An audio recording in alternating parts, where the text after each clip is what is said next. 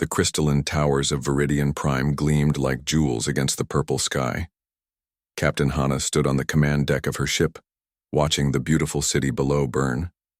Black smoke rose from the elegant spires where her people had lived, in peace for thousands of years. The Devourers had come 3 days ago. They arrived without warning, without demands, without any attempt to communicate. They simply began consuming everything in their path like a plague of mechanical locusts. Hana pressed her long, pale fingers against the viewing screen. Her species, the Luminari, had evolved on this peaceful world, where the greatest danger was a mild storm.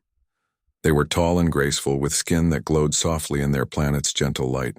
They had never known war, never needed weapons, never imagined that such monsters could exist in the universe. "Captain," her communications officer Bora called out, her voice shaking with fear. "The Eastern District has fallen completely. The machines are processing the evacuation centers." Hana closed her eyes.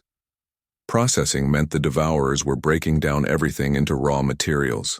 Buildings, plants, animals, people. It made no difference to them. They consumed it all to fuel their expansion across the galaxy. "How many ships do we have left?" Hana asked. 12 defense vessels," replied her tactical officer Do-hyun. His usually calm voice carried desperation. "But Captain, our energy weapons barely scratch their hulls. We might as well be throwing pebbles at a mountain." Hana had seen the battle reports. The Luminari defense fleet had tried everything. Their advanced plasma cannons, their particle beam weapons, their sophisticated shield technology. None of it worked against the Devourers' adaptive armor. The machines simply absorbed the energy attacks and grew stronger. "The Council worlds have received our distress signals," Bora reported. "But they say we are too far from their territories. They cannot risk their fleets against the Devourers." Of course they couldn't. Hana had studied galactic politics. The great civilizations protected their core systems and trade routes. A small world like Viridian Prime, located on the outer rim of known space, was not worth the cost of a war against an enemy like the Devourers. Through the view screen, Hana watched another building collapse as the mechanical swarms tore it apart. Somewhere in that rubble were families, children, elders who had never hurt anyone. Her people were dying while the galaxy's great powers calculated profit and loss. "Captain," Bora said quietly, "we could surrender.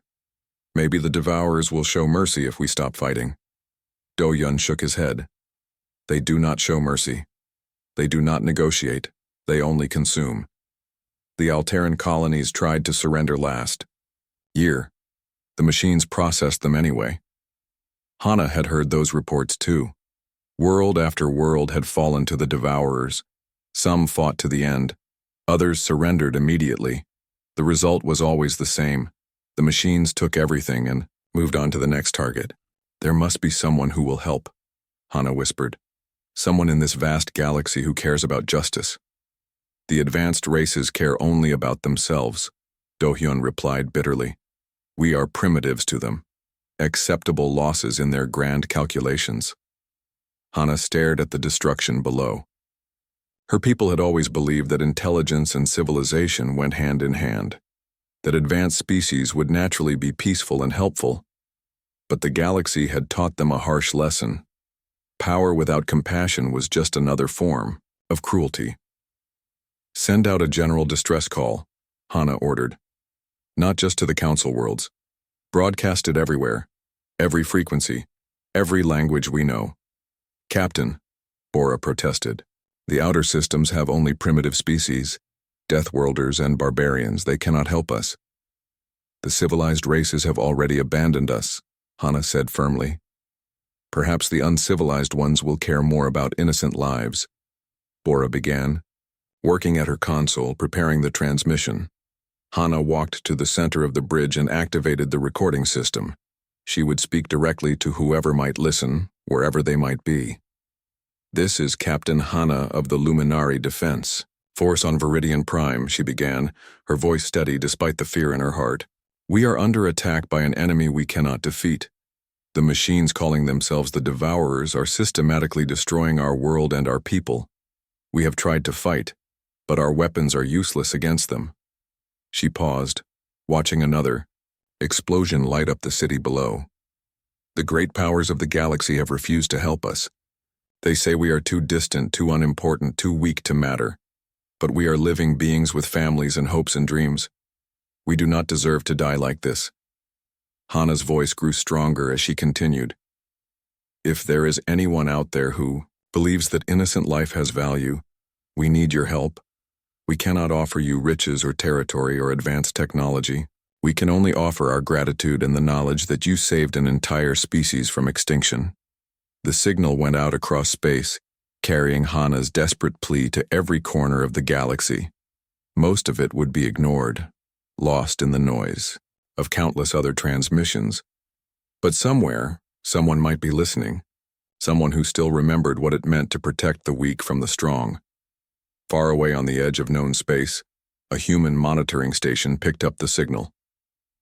Commander Jinho sat alone in the small station, one of thousands of outposts that watched the darkness between stars. He had been listening to the routine chatter of galactic communication when the desperate voice broke through. Jinho played the message 3 times, his face growing darker with each repetition. He had served in the Colonial Defense Force for 20 years. He had seen what happened when the strong preyed on the weak. The difference was that humans had never accepted it as natural or inevitable. Within minutes, Jinho was transmitting the signal back to Earth. His message was simple and direct. Priority 1, distress call from alien civilization under attack by hostiles known as Devourers. Council species refusing assistance. Recommend immediate response.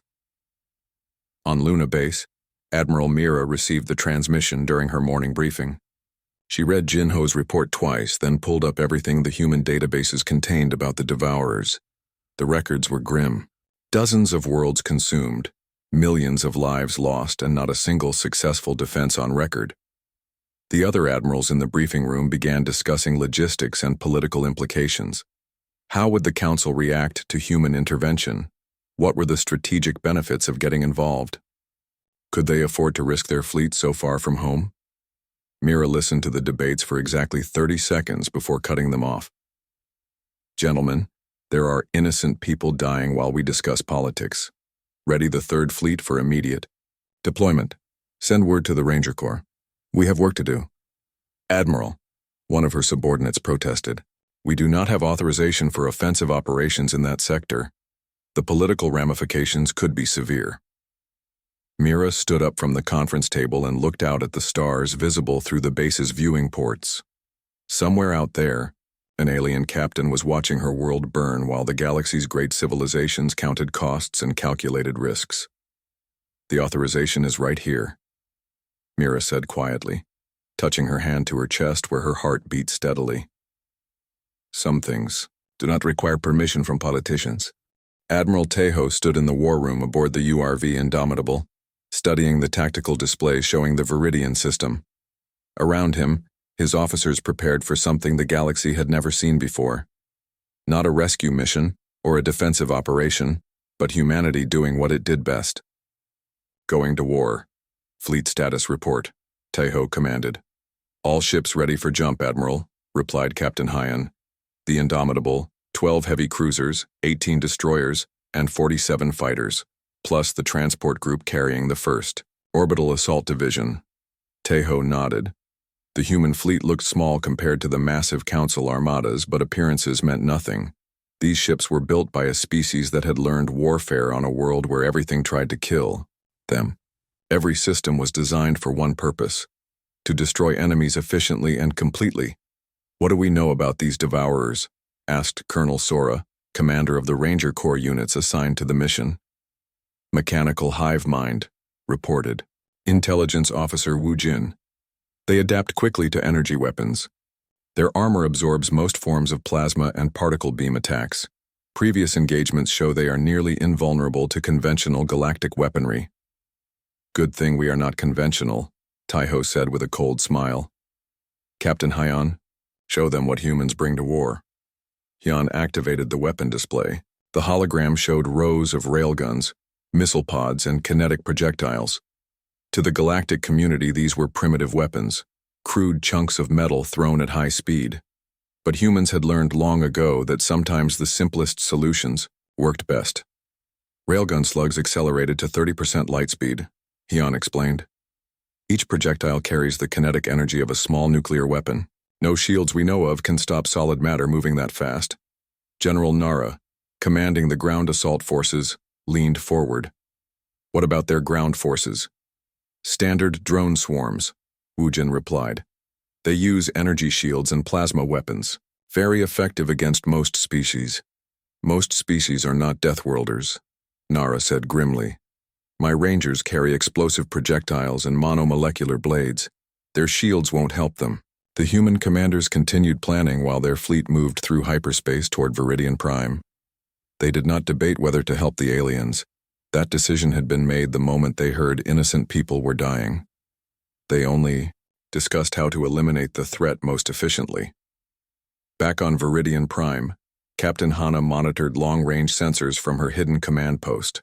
The main fleet was gone, destroyed in the hopeless battle against the Devourers. Only a few ships remained, hiding in the asteroid fields and trying to evacuate survivors. Captain, Bora reported. We are detecting hyperspace signatures approaching the system. Multiple contacts. Hana felt her heart sink. More Devourers, probably. The machines often sent additional forces to finish consuming a world quickly. Configuration. Unknown. Bora continued, studying the readings. These ships are different. Massive but crude construction. Lots of metal and ceramic. Very little energy signature. Council reinforcements? Do-hyun asked hopefully. No, Hana said, reading the tactical display.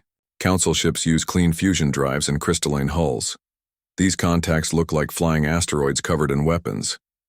The approaching fleet dropped out of hyperspace at the edge of the system. Hana gasped when the sensors finally resolved. Their shapes. These ships were enormous, brutally functional designs that looked like someone had built them for the sole purpose of destroying everything in their path. They are responding to our distress signal, Bora said. Message incoming, audio only. This is Admiral Taiho of the Human Colonial Defense Force. The voice was cold and professional. We received your call for help. Stand clear of the combat. Zone, we will handle this, human, Do-hyun whispered. I have heard of them. A species from the outer rim. They come from a death world. Hana activated the communication system. Admiral Taiho, this is Captain Hana. We are grateful for your response, but you do not understand what you are facing. The Devourers have adaptive technology. Their shields absorb energy attacks. Your weapons may not be effective. There was a pause before the human replied, Captain, we appreciate the warning, but humans do not use energy weapons. Before Hana could ask what that meant, the human fleet opened fire. The first salvo lit up space with brilliant flashes as railgun slugs struck the Devourer ships at incredible velocity. The alien machines, protected by shields designed to absorb energy, found themselves facing chunks of metal traveling at relativistic speeds. The shields meant nothing. The kinetic projectiles punched through the Devourer defenses like bullets through paper. Ships that had seemed invulnerable exploded in cascades of secondary detonations as their internal systems were torn apart by the massive impacts. Impossible, Do-hyun breathed, watching the tactical display. They are actually hurting them. Hana stared at the battle unfolding before her. The humans fought like nothing she had ever seen. No elegant energy discharges or sophisticated defensive maneuvers. Just brutal, overwhelming firepower applied with surgical precision. The Devourers tried to adapt, reconfiguring their shields and armor to defend against kinetic attacks. But the humans had centuries of experience fighting enemies that adapted quickly. Every time the machines changed their defenses, the human weapons changed to match them. They are not fighting to drive them off, Hana realized. They are fighting to destroy them completely. The battle was unlike anything in galactic military history. The Devourers, who had conquered dozens of worlds, found themselves facing an enemy that fought with a savagery they had never encountered. The humans showed no interest in minimal casualties or preserving captured technology. They simply wanted every Devourer in the system dead. Within 6 hours, the outer system was clear. The human fleet moved toward Viridian Prime like an unstoppable tide, systematically destroying every devourer construct they found. They did not pause to accept surrender or negotiate terms. They had come to solve a problem, and they solved it with overwhelming violence. "Admiral Taiho," Hana called out. "The planet's surface is still occupied by devourer ground forces. They have processing facilities in our major cities." "We know," came the cold reply. "General Nara is preparing the orbital assault. Keep your people in the shelters. We will clean up the surface." Hana watched as human landing craft launched from the fleet. These were not the elegant shuttles used by civilized species. They were armored projectiles designed to survive anything short of a direct nuclear hit. The humans were going to drop their soldiers directly into combat zones. For the first time since the crisis began, Hana felt something she had almost forgotten: hope. Not because the humans had shown mercy or offered to negotiate with the devourers, but because they had done something no other species in the galaxy was willing to do. They had decided that the innocent would be protected, no matter what the cost. Major Una checked her flight controls as the human fighter squadrons approached the inner system. Around her, 46 other pilots prepared for combat against an enemy that had never lost a battle. The Devourers controlled the space around, Viridian Prime with massive hive ships and countless drone swarms. "Flight leaders, this is Control." Admiral Taiho's voice came through the communication system. "You are cleared for full engagement. No survivors. No quarter." "Copy that."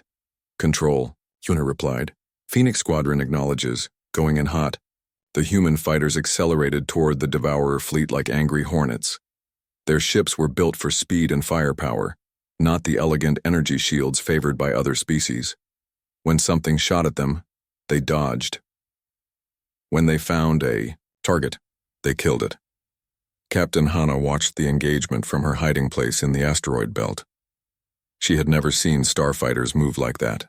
The human pilots flew with a recklessness that bordered on suicidal, threading their way between Devourer capital ships and launching missiles at point-blank range.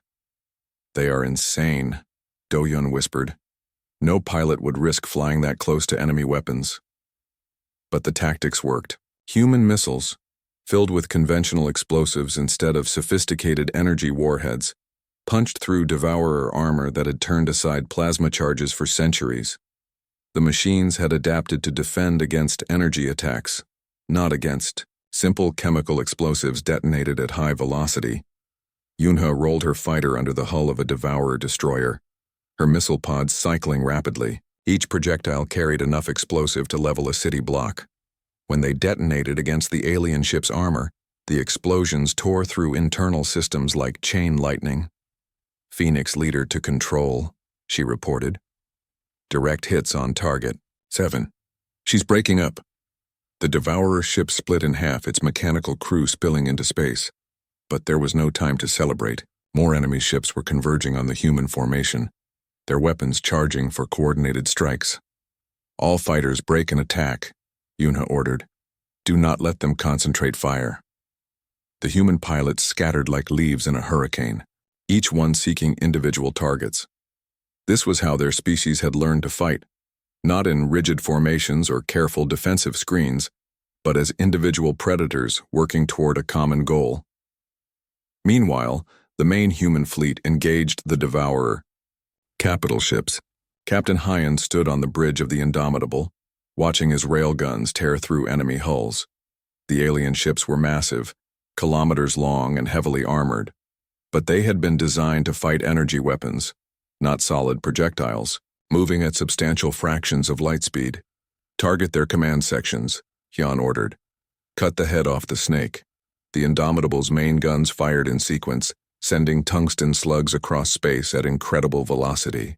Each impact released energy equivalent to several nuclear weapons but focused into a small area. The Devourer shields, designed to disperse energy attacks, simply could not cope with kinetic projectiles. One by one, the alien ships died. Their hulls cracked open like eggs, spilling atmosphere and debris into space. The machines inside tried to repair the damage, but the humans gave them no time. As soon as one ship was crippled, The fleet moved on to the next target. Captain Hana tried to contact the human fleet, hoping to coordinate with their defense forces, but the humans ignored her communications. They had not come to work with the Luminari. They had come to eliminate a threat, and they would do it their way. "Captain," Bora said nervously, "the humans are not following standard engagement protocols. They are destroying everything, not trying to capture ships or take prisoners." "The Devourers take no prisoners," Hana replied. "Why should the humans?" But she understood her officer's concern. In galactic warfare, civilized species tried to minimize casualties and preserve valuable technology. Battles were fought with careful rules designed to limit destruction. The humans seemed unaware that such rules existed. Admiral Tejo watched the tactical display as his fleet systematically destroyed the Devourer forces. His officers reported target after target eliminated, but he showed no satisfaction. This was not a victory to celebrate. It was a job that needed doing. "Admiral," his communications officer reported, "we are receiving surrender signals from some of the remaining Devourer ships. Ignore them," Tejo ordered. "They did not accept surrender from their victims. We will not accept it from them." The battle continued until every Devourer ship in orbit was destroyed. The humans had not come to drive off the invaders or establish a defensive perimeter. They had come to solve the problem permanently, and permanent solutions required complete elimination of the threat. As the last enemy ship exploded in a bloom of nuclear fire, Tejo turned his attention to the planet below. Long-range scans showed Devourer ground forces had established processing facilities in the major cities. Millions of Luminari civilians were trapped in those areas, waiting to be converted into raw materials. "General Nara," Tejo called to the ground forces commander, "the orbital space is clear. You are authorized for immediate deployment." "Copy that, Admiral," came Nara's voice. "First Division is ready for combat drop. We will clean up the surface." The human landing craft launched from their transports like bullets fired from a gun. They did not seek safe landing zones or try to establish secure perimeters. They aimed directly for the Devourer processing facilities, planning to land in the middle of enemy positions and fight their way out. Captain Hana watched the human assault begin and felt a mixture of hope and fear. These aliens had saved her people, but they had done it in a way that demonstrated exactly why the galaxy called them Deathworlders. They did not fight wars. They fought extinction events, and they always won. On the surface of Viridian Prime, the real battle was about to begin. Lieutenant Dong Yun felt the drop pod shudder as it hit the atmosphere of Viridian Prime. Around him, 11 other Rangers checked their weapons and equipment. In 30 seconds, they would be on the ground in the middle of a Devourer processing facility. In 31 seconds, they would start killing everything that moved. 60 seconds to impact, the pilot announced. "Landing zone is hot. Multiple enemy contacts." "Good," Sergeant Kyung said grimly. "Means we won't have to look for them." The Rangers laughed. It was not a pleasant sound. These men and women had trained for this moment their entire military careers. Combat drop into enemy territory with no support except their weapons and their training. They were the best soldiers humanity had ever produced, and they were about to show an alien enemy what that meant. The pod hit the ground hard enough to crack the pavement, its armored hull designed to survive impacts that would kill any other species. The doors blew open before it stopped moving, and the Rangers poured out into the ruined streets of what had once been Viridian Prime's capital city. Dong Yun took cover behind a piece of debris and assessed the situation. The Devourers had set up a processing facility in the center of the city. Massive mechanical arms were tearing apart buildings and loading the materials into conversion tanks. Drone guards patrolled the perimeter, their energy shields glowing in the dim light. "Contact front," Kyung reported. "Drones moving to engage." The Devourers opened fire with plasma cannons, their energy beams designed to melt through any known armor. But the Rangers wore ceramic plates designed on Earth, where everything was trying to kill you. The plasma splashed off their armor like water off a duck. Dong-Yun raised his assault rifle and fired a burst at the nearest drone. The bullets were not energy bolts or particle beams. They were pieces of metal wrapped around high explosives, traveling at high velocity. When they hit the drone's shield, they simply punched through and detonated inside the machine's body. The drone exploded in a shower of sparks and metal fragments. 2 more fell to rifle fire from other rangers. The remaining machines tried to adapt their shields, but human weapons did not give them time. "Move up," Kyung ordered. "Find the civilians and get them clear." The rangers advanced through the ruined city like a pack of wolves. They did not move in formation or try to minimize their casualties. They moved fast and hit hard because that was how you fought enemies that adapted quickly to your tactics. Lieutenant Daho's squad found the first group of luminary civilians huddled in an underground shelter. The aliens were terrified, their glowing skin dim with fear and exhaustion. They had been hiding for days while the machines processed their city around them. "We are here to help," Daho told them in broken luminary. "Stay down. We will clear the area." The civilians stared at him in confusion. He was unlike any alien they had ever seen. Short and stocky, covered in scars, carrying weapons that looked like they belonged in a museum. But there was something in his eyes that made them feel safe. This creature had come to protect them, and he would die before he let them be harmed. Above ground, the battle intensified as more Devourer forces converged on the landing zone.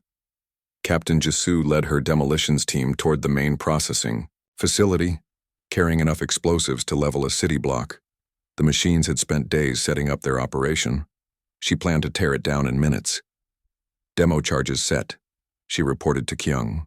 "Give me 2 minutes to clear the blast zone." "Negative," Kyung replied. "Civilians still in the area. Find another way."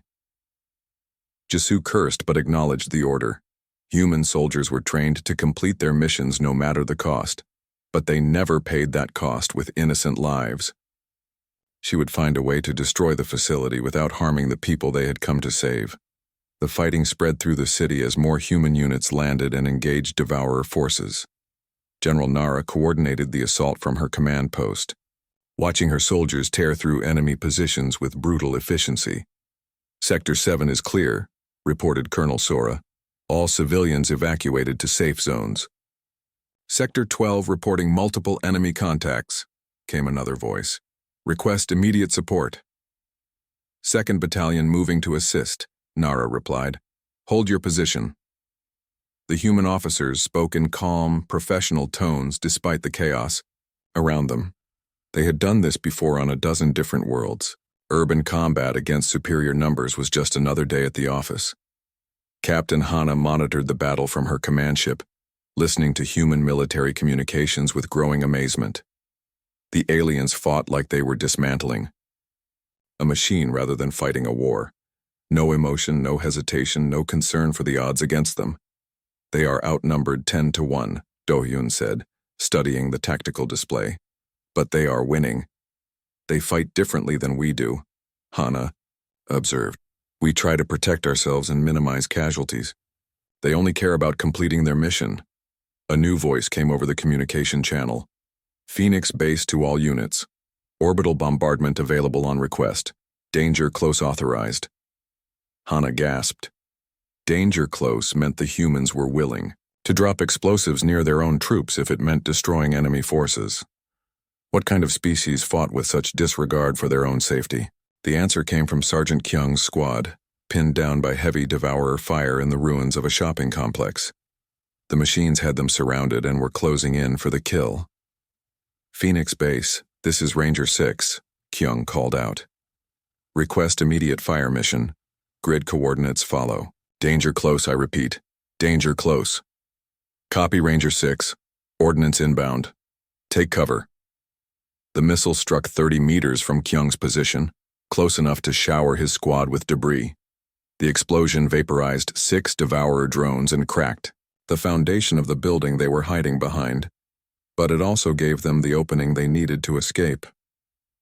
"Thanks for the assist, Phoenix base," Kyung reported as his team moved to a new position. Target destroyed.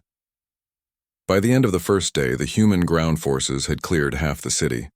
The Devourers found themselves fighting an enemy that ignored conventional tactics and refused to be intimidated by superior numbers. Every time they destroyed one human unit, Two more appeared to take its place. Lieutenant Donghyun sat in the ruins of what had been a luminary school, cleaning his rifle while his squad prepared for the next assault. Around him, his men checked weapons and compared notes on enemy tactics. They were tired, dirty, and running low on ammunition, but none of them talked about retreat.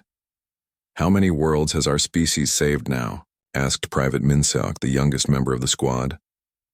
"Does not matter," Donghyun replied. "Someone called for help. We answered. That is what humans do." The battle for Viridian Prime was far from over, but the outcome was no longer in doubt. The Devourers had never faced an enemy like humanity, a species that fought not for territory or resources, but for the simple principle that innocent people deserve to live. They were about to learn why the galaxy called humans Deathworlders. Part 5 No Quarter. Given Commander Wusung guided his strike team through the asteroid field on the edge of the Viridian system. Intelligence had located the Devourer command ship hidden among the floating rocks, directing the entire invasion from its mobile fortress. While the main fleet fought in orbit and the Rangers battled on the surface, his mission was to cut out the heart of the enemy operation. "Contact bearing 047, his sensor operator reported. "Massive energy signature, that has to be it." Through the view screen, Wusung saw their target. The Devourer Queen ship was larger than anything humanity had ever built. A biomechanical nightmare of dark metal and organic components pulsing with alien energy. It had commanded the destruction of dozens of worlds, processing millions of innocent lives into raw materials. Today, it would die. "All units, this is Strike Leader," Wusung transmitted to the 12 stealth ships following him. "Target confirmed. Attack pattern Delta. No survivors." The human ships dropped their stealth fields and opened fire simultaneously. Railgun slugs and missile volleys converged on the Queen ship from every direction, overwhelming its point defense systems through sheer volume of fire. But this was not just another Devourer construct. The Queen ship was the apex of their technology, protected by adaptive armor and self-repair systems that had kept it alive through centuries of warfare. The human attack damaged it but did not destroy it. "Hull breaches in multiple sections," reported the tactical officer. "But the ship is still operational. It is adapting to our weapons." Wusung watched the enemy vessel reconfigure its defenses in real time. The Devourers had learned from every battle, incorporating new technologies and defensive measures with each engagement. Against any other enemy, this adaptability made them nearly invincible. Unfortunately for them, humans specialized in fighting enemies that adapted quickly. "Switch to kinetic penetrators," Wusung ordered. "Full spread. Target their command sections." The second wave of attacks used different weapons entirely. Instead of explosive warheads, the humans fired solid tungsten rods accelerated to incredible velocities. The Queen ship's adaptive armor, still configured to defend against the previous attack, found itself facing an entirely different threat. The penetrators punched through the hull like needles through cloth, their kinetic energy tearing through internal systems. Commander Wusung guided his strike team through the asteroid field on the edge of the Viridian system. Intelligence had located the Devourer command ship hidden among the floating rocks, directing the entire invasion from its mobile fortress. While the main fleet fought in orbit and the Rangers battled on the surface, his mission was to cut out the heart of the enemy operation. "Contact bearing 047, his sensor operator reported. "Massive energy signature. That has to be it." Through the view screen, Wusung saw their target. The Devourer Queen ship was larger than anything humanity had ever built. A biomechanical nightmare of dark metal and organic components, pulsing with alien energy. It had commanded the destruction of dozens of worlds, processing millions of innocent lives into raw materials. Today it would die. "All units, this is Strike Leader," Wusung transmitted to the 12 stealth ships following him. "Target confirmed. Attack pattern Delta. No survivors." The human ships dropped their stealth fields and opened fire simultaneously. Railgun slugs and missile volleys converged on the Queen ship from every direction, overwhelming its point defense systems through sheer volume of fire. But this was not just another Devourer construct. The Queen ship was the apex of their technology, protected by adaptive armor and self-repair systems that had kept it alive through centuries of warfare. The human attack damaged it but did not destroy it. Hull breaches in multiple sections, reported the tactical officer, but the ship is still operational. It is adapting to our weapons. Wusung watched the enemy vessel reconfigure its defenses in real time. The Devourers had learned from every battle, incorporating new technologies and defensive measures with each engagement. Against any other enemy, this adaptability made them nearly invincible. Unfortunately for them, humans specialized in fighting enemies that adapted quickly. Switch to kinetic penetrators, Wusung ordered. Full spread. Target their command sections. The second wave of attacks used different weapons entirely. Instead of explosive warheads, the humans fired solid tungsten rods accelerated to incredible velocities. The Queen ship's adaptive armor, still configured to defend against the previous attack, found itself facing an entirely different threat. The penetrators punched through the hull like needles through cloth, their kinetic energy tearing through internal systems and destroying critical components. The great ship shuddered as its mechanical systems began failing in cascade reactions. Deep inside the vessel, the Devourer Queen mind felt something it had never experienced before: fear. For the first time in its existence, it faced an enemy that fought with a savagery that matched its own. These humans did not seek to capture valuable technology or negotiate terms of surrender. They wanted nothing except its complete destruction. Incoming transmission, Wusung's communications officer reported. The enemy is trying to establish contact. Put it through, Wusung replied. The voice that filled the command center was unlike anything human ears had heard before, a mechanical harmony of countless individual intelligences speaking as one, backed by the psychic weight of 1 billion processed minds. Human commander, the Queen mind spoke. We propose cessation of hostilities. Withdraw your forces and we will abandon this system. There is no need for further conflict. Wusung looked at the tactical display showing the devastation on Viridian Prime. Entire cities reduced to raw materials. Millions of innocent lives ended to fuel the Devourer expansion. His response was cold and final. You made your choice when you decided to murder innocents. We are here to make sure you do not get the chance to make it again. You do not understand, the Queen mind insisted. We are eternal. We have consumed 1,000 worlds. You cannot destroy us. Watch us, Wusung replied, and cut the channel. Sheer final assault was unlike anything in galactic military history. The human ships closed to point-blank range, accepting damage from the Queen ship's weapons, in order to ensure their attacks could not miss. They fought with the desperation of cornered animals and the precision of master craftsmen. Captain Yuna's engineering team worked frantically to prevent any Devourer technology from escaping the battle zone. They understood something the enemy had learned too late. Humans did not just fight wars, they studied them. Every piece of alien technology would be analyzed and turned into more effective weapons for future conflicts. Hull integrity at 15%, reported Wusung's damage. Control officer. We are taking heavy casualties. Maintain attack, Wusung ordered. Do not let it escape. The Queen ship tried to jump to hyperspace, but human interdiction fields held it in normal space. It launched drone swarms and fired every weapon it possessed, but the human ships pressed their attack with suicidal determination.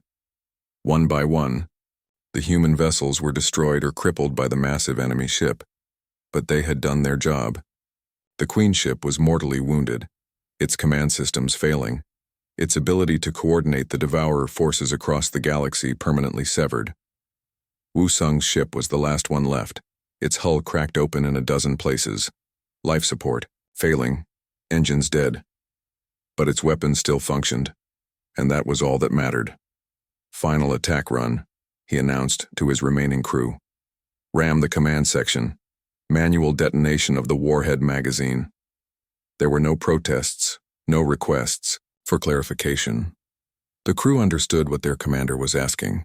They would die to ensure the Queen ship could never threaten innocent lives again. The damaged human vessel accelerated toward its target on emergency power, its remaining missiles firing continuously.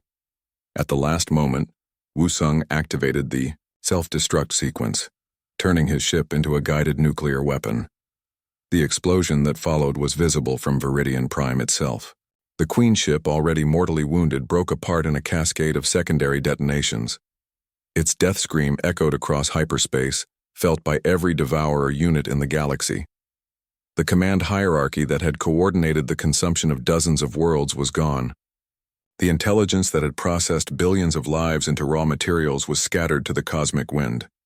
The threat to Viridian Prime was ended not temporarily, but permanently. On the surface of the planet, the remaining Devourer forces began, shutting down as their connection to the Queen Mind was severed. General Nara watched the enemy drones stop moving, their weapons powering down, their adaptive systems reverting to basic programming. All units, ceasefire, she ordered. Enemy forces are standing down, but the Rangers continued their advance, methodically destroying every Devourer construct they found. They had not come to accept surrender or negotiate terms. They had come to eliminate a threat completely. Lieutenant Dong Yun stood in the ruins of the processing facility, watching the last of the mechanical arms fall silent. Around him, Luminari civilians emerged from their hiding places, their glowing skin bright with hope for the first time in days. "Is it over?" asked one of them, a young female whose family had been taken by the machines. "Yes," Dongyun replied, simply. "It is over." But he knew it was more than that. The humans had sent a message to every predatory species in the galaxy. Any civilization that preyed on innocent lives now knew that somewhere out there, humanity was watching. And they did not respond to atrocities with diplomatic protests or economic sanctions. They responded with overwhelming force and permanent solutions. 3 months after the Battle of Viridian Prime, Admiral Mira stood in the command center of Luna Base, reading reports from across the galaxy. The aftermath of humanity's intervention had created ripples that reached the furthest corners of known space. "Status report from the Alteran sector," her aide reported. "The slave trading operation has been completely dismantled. No survivors among the pirates." "Proxima Centauri incident concluded," came another report. "The warlord's fleet engaged human forces and was destroyed. Refugee populations are being relocated to safe systems." Mira nodded as she reviewed each file. In the 3 months since Viridian Prime, humanity had responded to 47 separate distress calls across the galaxy. Each time the response had been the same: overwhelming force applied with surgical precision until the threat was permanently eliminated. The Galactic Council had tried to intervene, demanding that humanity cease its unauthorized military operations and submit to their jurisdiction. The human response had been delivered by Admiral Taiho himself during an emergency session on the Council homeworld. "We do not ask for your permission to protect innocent lives," he had told the assembled delegates. "We do not require your approval to eliminate threats to peaceful civilizations. You had your chance to stop the Devourers and chose to do nothing. We chose differently." The Council delegates had threatened sanctions, trade embargoes, even military action against human space, but their words rang hollow when everyone knew that humanity's fleets were already scattered across the galaxy, hunting down predators and protecting the innocent. Colonel Sora walked into the command center, fresh from a mission in the Outer Rim. Her Rangers had spent 2 weeks eliminating a group of raiders who had been terrorizing mining colonies. The operation had been completed with typical human efficiency. No survivors among the pirates, no damage to civilian infrastructure. "How are our new allies adapting?" Mira asked. "Better than expected," Sora replied. "The Viridians have established a joint training program with our forces. They want to learn how to defend themselves without relying on others." It was a common pattern. Species that humanity had saved often requested military advisors and training programs. They had seen what Deathworlders could accomplish and wanted to learn those skills for themselves. Captain Hana had been one of the first to volunteer for the exchange program. She now served aboard a human ship, learning how her peaceful people could develop the strength to protect themselves. The experience had changed her in fundamental ways. The humans do not fight for conquest or glory, she had written in her reports. They fight because they cannot tolerate injustice. They have made themselves the galaxy's immune system, identifying threats and eliminating them before they can spread. On Earth, the news networks struggled to explain humanity's new role in galactic affairs. Public opinion was divided between those who supported the interventions and those who worried about the cost in human lives. But the military leadership remained unified in their purpose. "We are not conquerors," General Nara explained to a gathering of reporters. "We do not seek territory or tribute from the species we protect. We ask only that they contact us if threatened again. Justice is not a commodity to be bought and sold. It is a responsibility that civilized beings owe to each other." The galaxy was learning to adapt to humanity's presence. Predatory species that had once operated with impunity found their operations systematically destroyed. Pirates who had raided shipping lanes for decades discovered that their fleets could be eliminated overnight by human task forces, but the most significant change was among the galaxy's victims. For the first time in centuries, oppressed populations had hope. They knew that somewhere in the darkness between stars, there were beings who would answer their calls for help. Lieutenant Donghyun, now stationed at the Forward Operations Base on Viridian Prime, received daily updates on human interventions across the galaxy. Each report was the same. Distress call received, forces dispatched, threat eliminated permanently. "Incoming transmission," his communications officer announced. "Priority channel from the Andromedan frontier." The message was familiar in its desperation. Another species facing extinction, another plea for help from civilizations that the Council considered too primitive to matter. But humanity had long ago stopped caring about the Council's definitions of civilization. "Prepare the Rapid Response Fleet," Donghyun ordered. "Standard deployment, full combat load." Within hours, human ships were jumping to hyperspace, carrying rangers and weapons to another distant battlefield. They did not debate the political implications or calculate the strategic benefits. Someone had called for help, and that was all the authorization they needed. Captain Hyun, commanding the heavy cruiser Retribution, studied the intelligence reports on their new enemy. Another hive mind species, another group of predators who thought superior numbers made them invincible. They were about to learn the same lesson the Devourers had learned. Humans did not fight fair. They fought to win.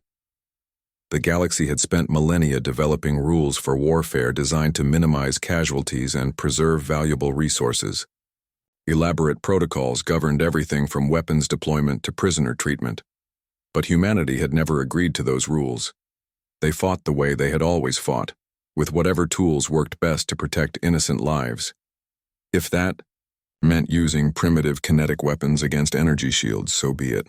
If it meant refusing to accept surrender from genocidal enemies, that was acceptable too. The message was spreading across the galaxy through whispers and rumors.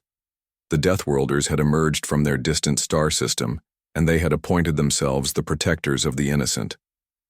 They did not show pity to those who harmed civilians, but they showed something far more valuable to those who needed protection.